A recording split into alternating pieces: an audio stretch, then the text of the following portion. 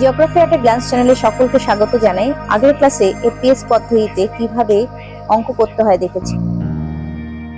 আচ্ছা, এবার আমরা স্কেলটা আঁকা শিখে নিই কিভাবে। তবে আগের দিন আমি সিজিএস পদ্ধতিতে যেভাবে শিখিয়েছিলাম এটা একটু অন্য মেথডে শেখাবো। ওই দুটো মেথডে যে কোনো একটা তোমরা ফলো করতে পারো, যেটা তোমাদের সুবিধা হয়। তো আজকে আমি এফপিএস পদ্ধতির যে অঙ্কটা সেটা শেখাচ্ছি। তাহলে আমাদের স্কেলের মোট দৈর্ঘ্য কত ছিল? 5 ইঞ্চ। তোমরা এই যে দেখো, স্কেল আমি যে কিনতে বলেছিলাম, স্কেলের 1 ইঞ্চকে যাতে 10 ডিভিশন থাকে সেইভাবে দেখে কিনতে হবে।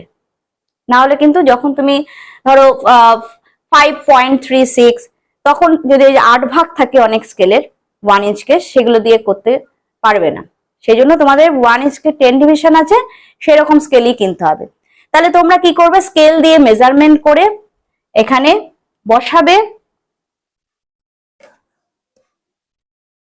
বসিয়ে দাগ টেনে দেবে।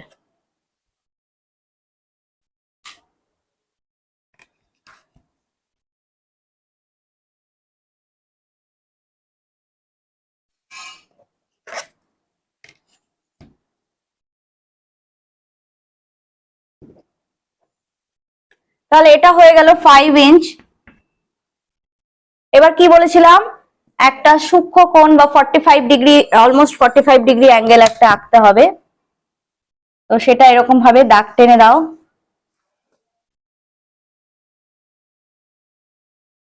এটা কোনো মেজারমেন্ট লাগবে না, জাস্ট এমনি দাগ টানবে।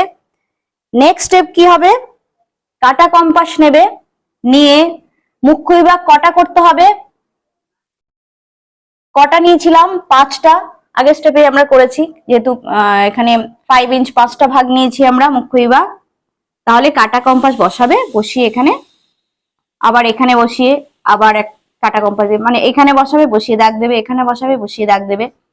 এইভাবে করে, এগুলো তোমরা করেছো আগে। 4, 5, ঠিক আছে। এরপর তাহলে এটা নাম দিয়ে দিই বোঝার সুবিধার জন্য, এ বি সি। এবার আমরা দাগ টেনে দেবো, স্কেল দিয়েই টানতে হবে। এরপর কি হবে? নেক্সট স্টেপ, আমরা সেট স্কোয়ার বসাবো। দেখ, সি আর বি লাইনে এই সরু সেট স্কোয়ারটা বসাবে, উপর দিকে যাতে এই যে প্যারালাল লাইনটা থাকে, ঠিক আছে। তার উপরে এই বড়টাকে বসাবে, বা উল্টো করেও করতে পারো। বসিয়ে ডান হাতেরটা চেপে রাখবে প্রথমে, তারপরে এই যে যখন অ্যাডজাস্ট হয়ে যাবে, দেখো একদম গা ঘেসে যেতে পারছে, মুভ করতে পারছে, তখন বাঁ হাতেরটা চেপে রেখে দেবো। মিডিলে কোনো এরকম গ্যাপ থাকবে না, ঠিক আছে। তাহলে এইভাবে চেপে ধরলাম, ধরে এইবার ডান দিকেরটাকে মুভ করাবো, করে দাগ টেনে দেবো, ঠিক আছে। আবার এটাকে সরিয়ে দিই, কারণ পরের পয়েন্টে যেতে হবে।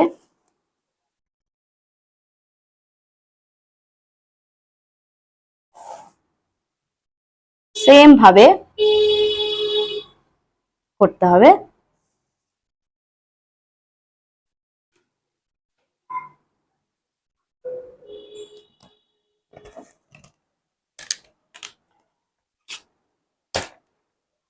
এটা পুরোটা দাগ টানবে, এখানে আসলো না, খাতার মধ্যে ছোট করে করবে তো তখন চলে আসবে।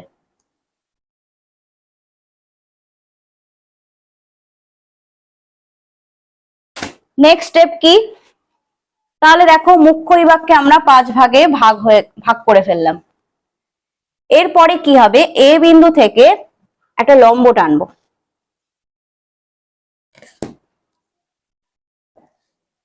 যে কোনো মাপের, কোনো মেজারমেন্টের এখানে ব্যাপার নেই, এইভাবে লম্ব টেনে দেবো। এরপরে কি হবে, আবার কাটা কম্পাস নেবে, নিয়ে গৌণ বিভাগ কটা হয়েছিল, গৌণ বিভাগ হচ্ছে 3টে, আবার কাটা কম্পাস দিয়ে সমান 3 ভাগে ভাগ করে দেবে। এখানে ধরো নাম দিলাম ডি, এক্সট্রা দাগ মুছে দিতে হবে, ডি, আর এটার নাম দিলাম ধরো ই, ডি আর ই জয়েন করবে।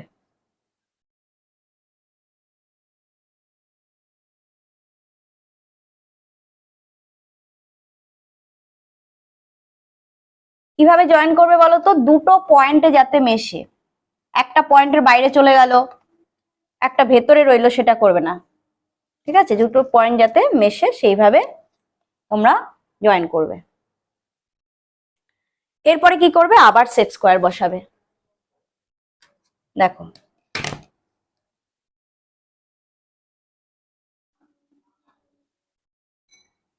ঠিক আছে, তাহলে একই মেথড, ডান দিকেরটা প্রথমে ঠিক করে বসিয়ে নাও ডি আর ই লাইনে, এইবার বাঁ হাতেরটা ঠিক করে চেপে ধরে পরের পয়েন্টে চলে এসো, করে দাগ টেনে দাও। আবার এটা বাঁ দিকেরটাকে সরিয়ে নাও, নাহলে পরের পয়েন্টে যেতে পারবে না।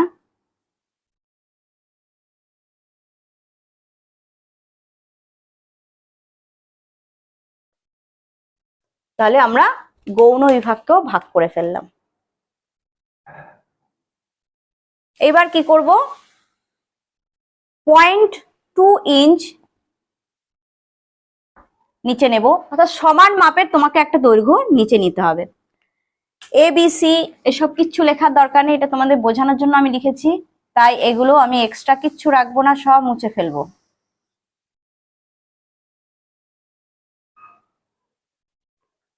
এবার 0.2 ইঞ্চ স্কেল দিয়ে মাপবে, মেপে দুদিকেই সমান মাপ নেবে।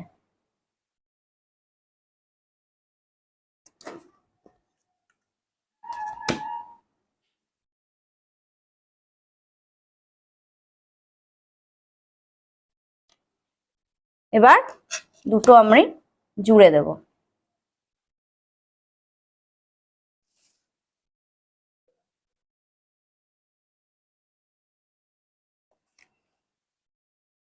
এবার কি করব, এখান থেকে লম্ব টানবো, তোমরা ডায়াগোনাল স্কেল ব্যবহার করে লম্ব টানতে পারো, অথবা সেট স্কোয়ার দিয়েও তোমরা লম্ব টানতে পারবে।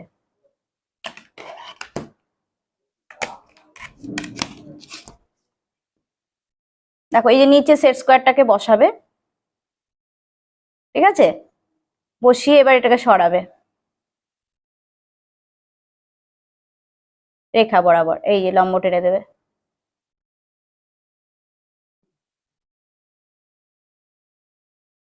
আবার পরের লেখায় চলে এসো,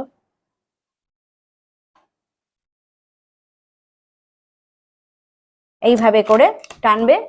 অথবা কি করবে বলো তো, ডায়াগোনাল স্কেলের দেখবে 90 ডিগ্রি আর একটা অ্যারো, দুটো অপোজিট ডিরেকশনে থাকে, ওই দুটোকে তুমি এখানে যদি বসাও ঠিক করে, ঠিক অপোজিট ডিরেকশনে এইভাবে করে যখনই বসাবে তখন এটা লম্ব হয়ে যাবে। ঠিক আছে, তাহলে এই ভাগ হয়ে গেল। আর বলেছিলাম এটা 0.2 ইঞ্চ, কত, 2 ইঞ্চ, এই দাগটা, এদিকেও তাই। ঠিক আছে, তাহলে মাঝখানে 0 ইঞ্চে একটা ডট দেবে, 0.1 একটা ডট দেবে, দিয়ে স্কেল ইউজ করে এটাকে জয়েন করে দেবে।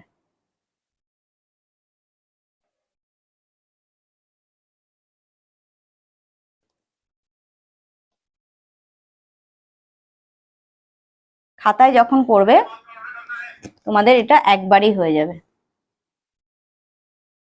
ঠিক আছে, তাহলে দেখো মুখ্য বিভাগ, গৌণ বিভাগ সব ভাগ হয়ে গেল, নিচটাও বেশ পরিষ্কার রইল। এখানেও তাই লম্ব টানতে হবে। এবার কি করব, অল্টারনেট ভাবে এটাকে ফিল করে দেব। পেন্সিল দিয়ে যখন করবে পেন্সিল দিয়ে ফিল করবে, আর যখন ফাইনাল শিট করবে তখন তো পেন দিয়ে করতে হবে, তখন ব্ল্যাক জেল পেন দিয়ে করবে। তবে যখন অনার্স লেভেলে যখন পড়বে, অনার্স লেভেলের ক্ষেত্রে কিন্তু রোটরিন পেন ইউজ করতে হয়, সেটা বেশ কস্টলি। তো স্কুল লেভেলে তোমরা জেল পেনই ইউজ করতে পারো, ওয়াটারপ্রুফ। হয়ে গেল। এইবার আমাদের যে রাফ স্কেচে লেখা আছে সেটা দেখে দেখে বসাবো। আর এখানে কি লিখতে হয়? ভূমি দূরত্ব লিখতে হয়। তাহলে প্রথমে এটা হচ্ছে 0 বসিয়ে নেব, ঠিক আছে? 1 2 3 4। এক একটা মুখ্য বিভাগ কত? 1 গজ করে আছে বলে মুখ্য বিভাগ যা থাকবে, এই যে মুখ্য বিভাগ এখানে 1 গজ রয়েছে, তাই আমি এখানে 1 বসিয়েছি। যদি একটা মুখ্য বিভাগ যদি 5 গজ থাকতো তাহলে আমাকে এখানে 5 বসাতে হতো, তখন আমরা 5 10 15 20 এরকম বসাতাম। কিন্তু আমার মুখ্য বিভাগ কত রয়েছে? 1 গজ, সেটা দেখে নেবে। সবসময় কিন্তু এটা 1 হবে না। তাহলে নিয়ম অনুযায়ী এদিকে 1 গজ, এদিকেও কিন্তু 1 গজ, কিন্তু আমাদের গৌণ বিভাগ দেখাতে বলেছে কোন এককে? কোন এককে বলেছে গৌণ বিভাগ? ফুট, তাই তো? তাহলে এখানে 1 গজ মানে কত ফুট? আমরা কনভার্সন টেবিলে দেখে নিয়েছি, কত ফুট? 3 ফুট। তাহলে এই পাশে লিখবো ফুট, এই পাশে লিখবো গজ, হয়েছে? আর এখানে এবার গৌণ বিভাগ এক একটা কত করে? এক একটা গৌণ বিভাগে মান কত? 1 ফুট করে। তাহলে 1 2 3 মিলে গেল। তাহলে আমাদের কনস্ট্রাকশন হয়ে গেল স্কেলের। এইবার কি করব? এখনো শেষ হয়নি, এটাকে স্কেল দিয়ে বক্স করতে হবে, করে আবার স্কেল নেবে, নিয়ে দেখো এইভাবে ডটেড লাইন দেবে, ঠিক আছে? গৌণ বিভাগটাকে আলাদা করব, এটা গৌণ বিভাগ।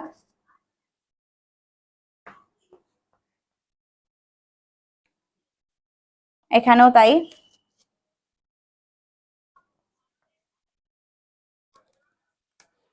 ঠিক আছে, প্রত্যেকটা কোনটা কি সেটা আমাদের দেখাতে হবে। তাহলে এটা হচ্ছে গৌণ বিভাগ, আর এ পাশে মুখ্য বিভাগ দেখাতে হবে। আর স্কেলের মোট দৈর্ঘ্য কত? 5 গজ, সেটাও দেখাবো। তাহলে এখানে এইভাবে দেখো অ্যারো দিতে হবে, এটা গৌণ বিভাগ, এটা মুখ্য বিভাগ, এখানেও এরকম অ্যারো দিলে, আর স্কেলের মোট দৈর্ঘ্য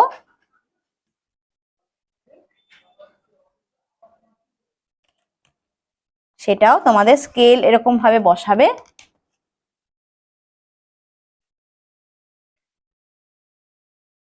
এখানে অ্যারো দেবে দুপাশে, দুদিকে দিয়ে কত লিখবে? স্কেলের দৈর্ঘ্য কত দেখাতে বলেছে? 5 গজ। তাহলে সেটাই লিখবো, যা বলা থাকবে সেটাই লিখতে হবে। হয়েছে? কমপ্লিট হলো? এখনো হয়নি, ঠিক আছে। কি লিখতে হয় বলো তো? আরএফ বাকি আছে, আরএফ 1:36। প্রত্যেকটা স্টেপ ফলো করতে হবে, ঠিক আছে? নাম্বার যদি ফুল মার্কস পেতে চাও প্রত্যেকটা স্টেপ ফলো করতে হবে, এক্সট্রা কোনো দাগ থাকবে না, নিট অ্যান্ড ক্লিন হতে হবে। এইবার হেডিং দিয়ে দেবে রৈখিক স্কেল, ঠিক মিডিলে দেবে, দেওয়ার পর এবার কমপ্লিট হলো। ঠিক আছে, তাহলে তো স্কেলটা নিশ্চয়ই তোমরা বুঝতে পেরেছো কিভাবে আঁকতে হবে, সেট স্কোয়ার কিভাবে বসাতে হবে। স্টেপগুলোকে পুরোপুরি ফলো করবে, প্রত্যেকটা জিনিস লিখবে, তবে গিয়ে তুমি ফুল মার্কস পাবে। আর রাফ স্কেচটা কিন্তু যেখানে ক্যালকুলেশন করছো সেই জায়গাটা রাফ স্কেচ থাকবে। তুমি যেই জায়গায় ড্রয়িং করছো, স্কেলটা আঁকছো, সেখানে কিন্তু রাফ স্কেচ আঁকা থাকবে না, অর্থাৎ যেখানে তুমি আঁকছো সেখানে শুধুই এই স্কেলটাই আঁকা থাকবে। ঠিক আছে? আচ্ছা, পড়াশোনা হয়েছে, এবার বাড়ির জন্য একটু হোমওয়ার্ক দিতে হবে। তোমরা হোমওয়ার্কটা লিখে নাও। এটা তাহলে মুছে দিলাম। তাহলে অঙ্কটা, একটাই অঙ্ক দেব, মুখ্য বিভাগ 1 মাইল ও গৌণ বিভাগ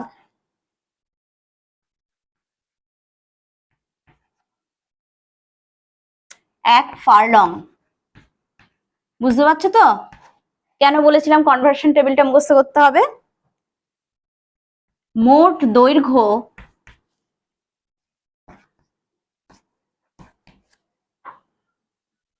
5 মাইল,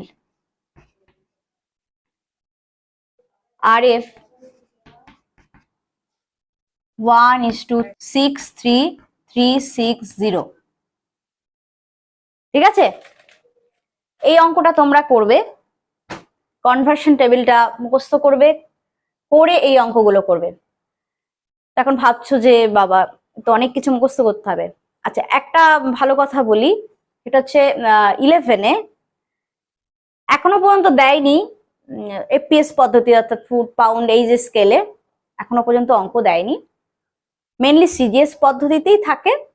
কিন্তু তোমরা যারা ভূগোল অনার্স নিয়ে পড়বে বা ভূগোল নিয়ে ভাবছো, তারা কিন্তু এগুলো শিখতেই হবে। সুতরাং ভয় পাওয়ার কিছু নেই, খুবই সহজ। প্র্যাকটিস করো, প্র্যাকটিসে কোনো বিকল্প নেই। সবাই ভালো থেকো, আজ এই পর্যন্তই থাক। ধন্যবাদ, দেখা হচ্ছে পরের ক্লাসে।